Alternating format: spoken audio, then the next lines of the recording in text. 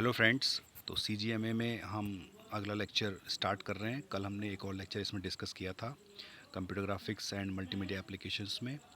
तो अगर आप इन क्वेश्चंस को लगाते हो तो डेफिनेटली आप लोगों को कहीं ना कहीं ज़रूर हेल्पफुल होंगे। देखिए, MCQ बेस्ड क्वेश्चंस लगाने का बेनिफिट तब ज़्यादा होता है अगर आपको थोड़ा बहुत बेसिक कंसेप्ट अगर आपको सब्जेक्ट्स के आते हैं। हालांकि हम कोशिश करते हैं जो टॉपिक्स या क्वेश्चंस हम लोग लेते हैं उन क्वेश्चंस को theoretically plus MCQ point of view से एक्सप्लेन किया जाए। तो आप इन क्वेश्चंस को देखेंगे तो ज़रूर आप लोगों के लिए हेल्पफुल होंगे। तो स्टार्ट करते हैं आज के लिए। Question number 1, random scan systems are use for. तो रैंडम स्कैन सिस्टम जो होते हैं वो लाइन ड्राइंग एल्गोरिथम में यूज़ होते हैं। ठीक है, दो तरह के सिस्टम होते हैं, एक होता है रास्टर स्कैन सिस्टम और एक होता है रैंडम स्कैन सिस्टम। जो हमारा रास्टर स्कैन सिस्टम होता है वो पिक्सल्स के ऊपर काम करता है, और जो रैंडम स्कैन सिस्टम है जो हमारा वो लाइन ड्राइंग एल्गोरिथम्स के ऊपर काम करता है। अगर आपको इनको डिटेल में पढ़ना है तो कंप्यूटर ग्राफिक्स की एक प्लेलिस्ट है जिसमें इस तरह के जो टॉपिक्स हैं बहुत डिटेल में एक्सप्लेन किए गए हैं। आप उनको एक बार देख सकते हो। आगे बढ़ते हैं, क्वेश्चन नंबर 2 देखते हैं। अ user can make any change in the image using. तो देखो, कोई यूज़र कंप्यूटर पर या किसी भी डिवाइस पर कोई इमेज है उसमें कुछ चेंजेस करने हैं, तो किस चीज़ को यूज़ करके वो चेंज कर सकता है। तो ये हमारा होता है इंटरेक्टिव कंप्यूटर ग्राफिक्स। ये इंटरेक्टिव कंप्यूटर ग्राफिक्स की फ़ीचर्स होती हैं। उसमें आप इमेजेस को जो है कोई चेंजेस अगर आप करते हो तो एक्चुअली आप इंटरेक्टिव कंप्यूटर ग्राफिक्स को यूज़ कर रहे हो। थर्ड क्वेश्चन देखते हैं। The higher number of pixels gives a better image. देखिए, आपकी स्क्रीन में जो पिक्चर है वो कैसे डिस्प्ले होती है, अगर आपने कंसेप्ट पढ़ा होगा तो आपको समझ में आगे आ जाएगा। देखिए, ये हमारी स्क्रीन होती है। इस स्क्रीन में बेसिकली क्या होते हैं, लाइंस होते हैं इस तरह से। ये vertical lines and horizontal lines, और इन लाइंस से मिल गई ये जो स्क्वायर शेप बनती है, क्या है, ये हमारे पिक्सल्स हैं। ठीक है ना। तो अब बेसिकली इमेज पर सॉरी, आपकी कोई इमेज है या डिस्प्ले है, उस पर कोई भी शेप अगर मेंटेन हो रही है, दिख रही है, तो वो क्यों दिखती है, बेसिकली पिक्सल्स की वजह से दिखती है। किसी ऑब्जेक्ट को उसकी शेप देने के लिए कौन कौन से पिक्सल्स की ज़रूरत होती है, उन पिक्सल्स को एक डिफरेंट कलर में सेट किया जाता है, तो वो शेप हमारी कंप्यूटर स्क्रीन पर या इमेज में मेंटेन्ड होती है। जैसे छोटा सा एग्जांपल लेते हैं, ये हमारी इमेज, ये हमारी स्क्रीन है या इमेज है। इसमें मान लीजिए आपको एक लाइन ड्रॉ करनी है, तो लाइन को लाइन की शेप देने के लिए कौन कौन से पिक्सल्स की ज़रूरत है, ये पिक्सल है, ये एक पिक्सल है, ये एक पिक्सल है, ये एक पिक्सल है, और इनको ऑन कर दिया जाता है। इन पिक्सल्स के कलर को बैकग्राउंड कलर से डिफरेंट कलर में सेट कर दिया जाता है, तो आप देखेंगे एक लाइन की शेप बन जाएगी। तो देखिए, अब देखो, पिक्सल का साइज़, जो पिक्सल जो हमारा होता है वो एक बॉक्स की शेप में होता है। ठीक है, पिक्सल जो सर्कल नहीं होता, एक बॉक्स की शेप में होता है। इसके कॉर्नर्स होते हैं। अगर आप किसी पिक्चर को जूम करते जाते हो तो एक टाइम ऐसा आता है कि आपको पिक्सल्स दिखने शुरू हो जाते हैं, जो स्क्वायर शेप जो आपको दिखाई देती है। तो देखिए, अगर आपकी स्क्रीन पर बहुत ज़्यादा पिक्सल्स होंगे तो इसका मतलब है कि पिक्सल का साइज़ छोटा होगा।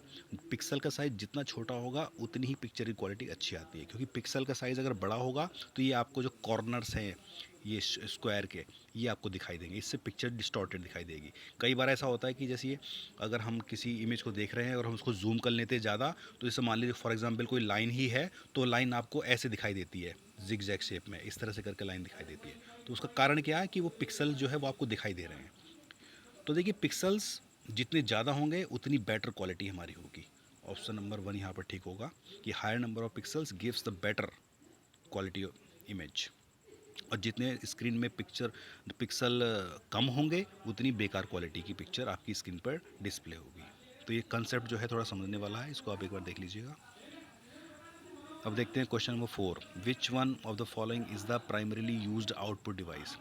तो जैसे इंटरेक्टिव कंप्यूटर ग्राफिक्स में प्राइमरीली यूज्ड इनपुट डिवाइस कौन सी होती है, माउस होती है। ऐसे ये पूछा, जनरली पूछ रहा है कि प्राइमरीली यूज्ड आउटपुट डिवाइस क्या होती है, तो ये मॉनिटर होता है, सिंपल। देखिए, स्कैनर जो होता है एक इनपुट डिवाइस होता है, स्पीकर भी आउट है, प्रिंटर भी आउटपुट है। ठीक है, तो देखो यहाँ पर 3 हमारे आउटपुट डिवाइसेस हैं, लेकिन ये पूछ रहा है प्राइमरीली यूज्ड आउटपुट डिवाइस। ठीक है, तो ये वीडियो मॉनिटर, पहला ऑप्शन यहाँ पर करेक्ट होगा। पांचवा क्वेश्चन देखते हैं, which one of the following terms is use for the area of the computer captured by an application. तो ये होता है व्यू पोर्ट। तो देखो, दो कंसेप्ट होते हैं, एक होता है विंडो होता है हमारे पास, एक होता है व्यू पोर्ट होता है। तो आपको याद रखने वाली बात ये है सिर्फ कि जो विंडो क्या करता है, what to display, window decides what to display, और viewport decide where to display, मतलब क्या डिसाइड करना है वो विंडो डिसाइड करती है, और कहाँ पे डिस्प्ले करना है वो व्यू पोर्ट डिसाइड करता है।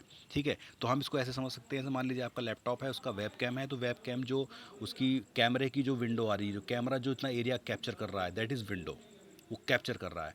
और आपके उसको कैप्चर करके आपके लैपटॉप की स्क्रीन पर जो दिख रहा है दैट इज़ व्यू पोर्ट, तो वो कहाँ पर दिख रहा है, तो what to display is decided by the window and where to display it is decided by the view port. तो यहाँ पर व्यू पोर्ट आंसर ठीक हो जाएगा 3। 6 क्वेश्चन देखते हैं, आस्पेक्ट रेशियो क्या होता है। तो देखिए आस्पेक्ट रेशियो जो होता है ये बेसिकली आपकी इमेज की आज की इमेज या पिक्चर की जो है जो ओरिजिनल शेप है उसको मेंटेन करने के लिए आस्पेक्ट रेशियो का यूज़ होता है। ये क्या होता है बेसिकली, ये एक रेशियो होता है vertical points to the horizontal points. ठीक है, अगर इसकी हम डेफिनेशन की बात करें प्रॉपर, तो इसकी डेफिनेशन ये होती है कि मान लीजिए ये हमारा प्लेन है, तो देखिए इसमें ये लाइंस होती हैं। ठीक है, ऐसी इसमें लाइंस होती हैं। तो आपने देखा होगा कि जो हमारा मॉनिटर होता है कोई भी, आपने देखा होगा कि वो फ्लैट ज़्यादा होता है, मीन्स उसकी विड्थ ज़्यादा होती है, हाइट कम होती है। तो ऐसे केस में जो है इसका मतलब है कि उसकी जो वर्टिकली लाइंस हैं, ये वाली लाइंस जो हैं ये ज़्यादा हैं उसके पास। ठीक है, ऐसे बड़ा है ना वो, ये ज़्यादा है, और जो हॉरिजॉन्टल लाइंस है ये उसके पास कम है। तो एक आस्पेक्ट रेशियो हमें मेंटेन करना पड़ेगा ताकि हमारा जो किसी मान लीजिए कोई फेस है या कोई ह्यूमन बीइंग का पिक्चर दिखाई जा रही है, तो वो पिक्चर फैले ना। अक्सर आपने देखा होगा कि अगर आप आस्पेक्ट रेशियो चेंज कर देते हो किसी पिक्चर का या मॉनिटर का, तो उसमें जैसे मान लीजिए कोई फेस आ रहा है ह्यूमन बीइंग का, तो वो फैल जाता है। तो उसको उसकी प्रॉपर शेप बनाए रखने के लिए हमें आस्पेक्ट रेशियो का यूज़ करना पड़ता है। तो आस्पेक्ट रेशियो बेसिकली क्या होता है कि वर्टिकली कितनी लाइंस, ऊपर की तरफ कितनी लाइंस, हॉरिजॉन्टली कितनी लाइंस के बराबर हैं, इक्वल लेंथ प्रोड्यूस करे। मतलब कि वर्टिकली मान लीजिए 3 लाइंस हैं और हॉरिजॉन्टली मान लीजिए 4 लाइंस हैं जो कि इक्वल लेंथ प्रोड्यूस करते हैं। तो इस रेशियो को हम क्या बोलते हैं, आस्पेक्ट रेशियो। तो इसका इसका रेशियो हो जाएगा 3/4, मीन्स कि वर्टिकली 3 लाइंस और हॉरिजॉन्टली 4 लाइंस जो है ये इक्वल लेंथ प्रोड्यूस कर रही हैं, तो इसको आस्पेक्ट रेशियो बोलते हैं। तो यहाँ पर पहला ऑप्शन करेक्ट हो जाएगा। 7 देखते हैं, which of the following is not the pattern of line. तो पैटर्न ऑफ लाइन कौन सा नहीं है, तो देखिए डार्क लाइन जो होती है वो पैटर्न ऑफ लाइन नहीं होती है, डैश्ड लाइन होती है, डॉटेड लाइन होती है, डार्क लाइन एक पैटर्न ऑफ लाइन नहीं है। ठीक है, थर्ड ऑप्शन करेक्ट हो जाएगा। 8 देखते हैं, डी क्या है। तो डी क्या है, डिजिटल डिफरेंशियल एनालाइजर। ये एक लाइन ड्राइंग एल्गोरिथम होती है, इसकी फुल फॉर्म है डिजिटल डिफरेंशियल एनालाइजर। क्वेश्चन 9 देखते हैं, from the given list of options which one is the accurate and efficient line generating algorithm. तो सबसे बढ़िया, इनमें से सबसे बढ़िया और बेस्ट एल्गोरिथम कौन सी है, वो ब्रेजनेम लाइन ड्राइंग एल्गोरिथम होती है। क्योंकि डीडीए में, ठीक है, और मिड पॉइंट में थोड़े प्रॉब्लम्स थे, उनको ओवरकम किया गया ब्रेजनेम्स लाइन ड्राइंग एल्गोरिथम में। ठीक है, तो ब्रेजनेम्स की जो है परफेक्ट लाइन जनरेट करती है। क्वेश्चन नंबर 10 देखते हैं, the process of positioning an object along a straight line path from one coordinate position to the another is called, इसको ट्रांसलेशन बोलते हैं। ये हमारा ट्रांसफॉर्मेशन वाला पार्ट है। ट्रांसफॉर्मेशन क्या होता है कि किसी ऑब्जेक्ट की फॉर्म को चेंज करना, that is called the transformation.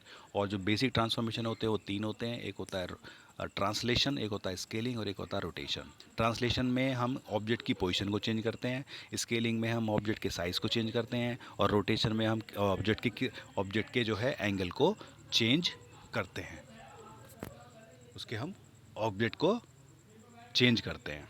ठीक है, तो ये हमारा ट्रांसलेशन हो जाएगा।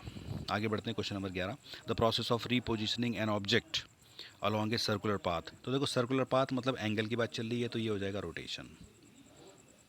12 क्वेश्चन देखते हैं, a positive value of the rotation angle. Rotation angle की अगर पॉजिटिव वैल्यू होती है, इसका मतलब है कि हम उसको रोटेट कर रहे हैं ऑब्जेक्ट को। कैसे, rotates an object in the clockwise direction. अगर निगेटिव कर दें उसको तो एंटी क्लॉकवाइज डायरेक्शन में ऑब्जेक्ट रोटेट होता है।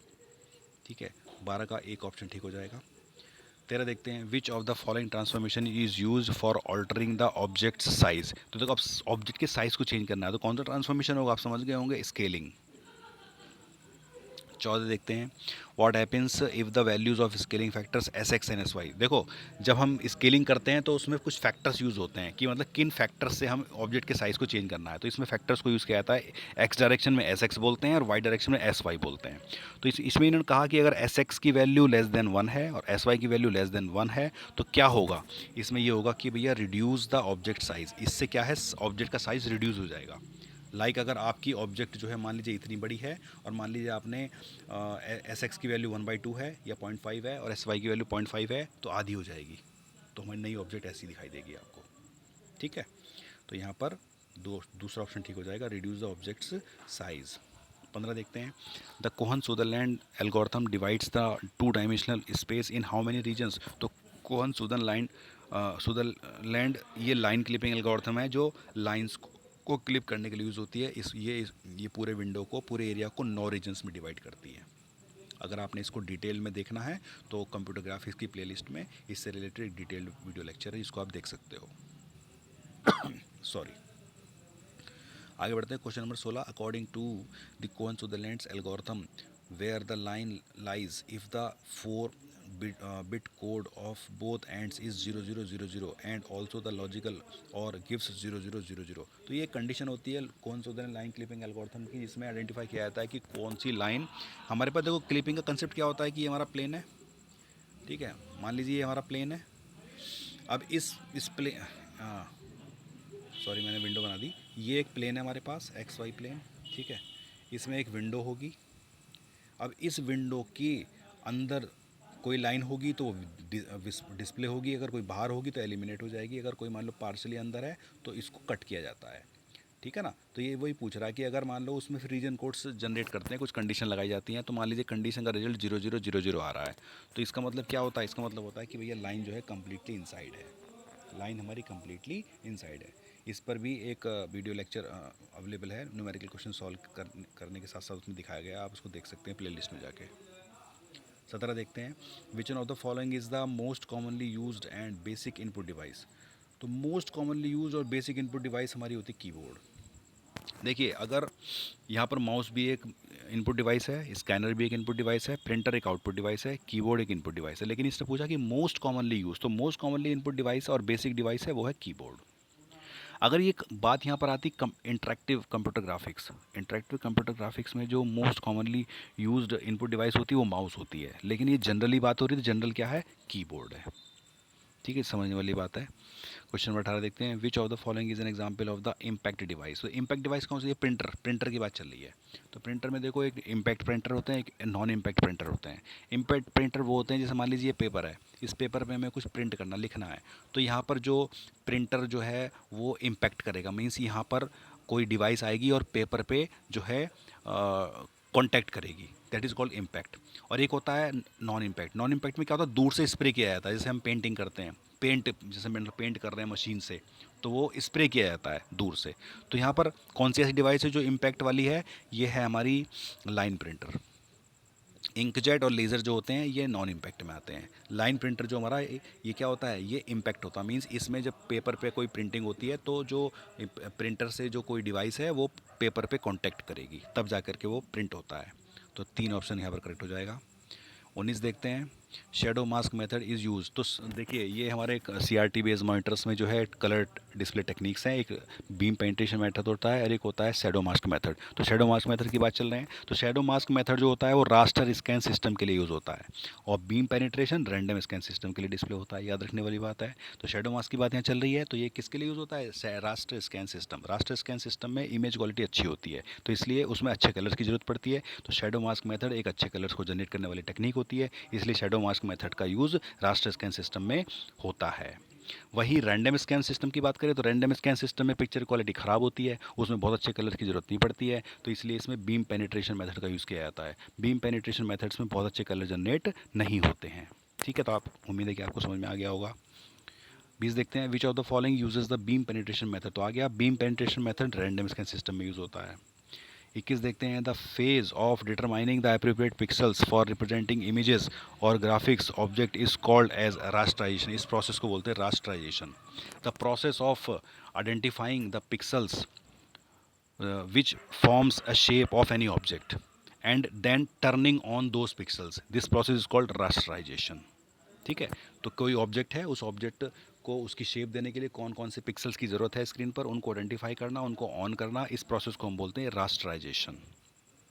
22 देखते हैं, the process of displaying 3D into 2D display unit is called. तो ये प्रोजेक्शन की डेफिनेशन होती है, 3D एनवायरनमेंट से किसी ऑब्जेक्ट को पिकअप करना और उसको 2D प्लेन में, 2D डिस्प्ले में डिस्प्ले करना, इसी प्रोसेस को बोलते हैं प्रोजेक्शन। तो projection is a process which displays an object from a 3D environment to the 2D environment, this is called projection.